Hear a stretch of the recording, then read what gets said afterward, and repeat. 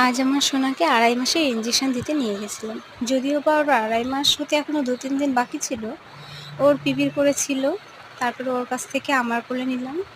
Madam okay একটা ওষুধ খাইয়ে দিল। নিয়ে তারপরে ওর ইনজেকশনটা রেডি করছিল। তারপরে আমি ওকে কোলে নিয়ে একটু ঘুম পাড়ানোর ঘুম থেকে ওঠানোর চেষ্টা করছিলাম।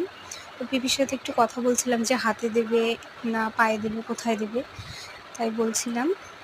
তো এই ভিডিওটা করার পরে দেখতে পারলাম ওর পেছনে যে মহিলাটা বাচ্চা কোলে নিয়ে বসে আছে, কেন জানি না আমার কোলে আর ওর পিপির কোলে এমনভাবে তাকিয়েছিল, অনেকক্ষণ ধরে তাকিয়ে দেখছিল। আমি এমনিও খেয়াল করছিলাম, তাকিয়ে দেখছিল। আর ওর পিপি ওর হাত নাড়িয়ে, মুখে টাচ করে, সুড়সুড়ি দিয়ে ওকে ওঠানোর চেষ্টা করছিল। কারণ ঘুমন্ত অবস্থায় কোনো বাচ্চাকে ইনজেকশন দিতে নেই, তাতে প্রবলেম হতে পারে। তারপর ইনজেকশন রেডি হওয়ার পরে ওকে ইনজেকশন দিয়ে দিল। ইনজেকশন দেওয়ার সাথে সাথে একটু কেঁদেছিল, ওই ৫-১০ মিনিট মতো, বেশি না। তারপর ঘুমিয়ে পড়েছিল।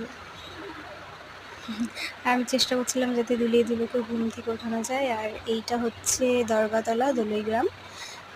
এখানে সামনের শনি রবিবারে একটা অনুষ্ঠান হবে, কিসের অনুষ্ঠান জানি না।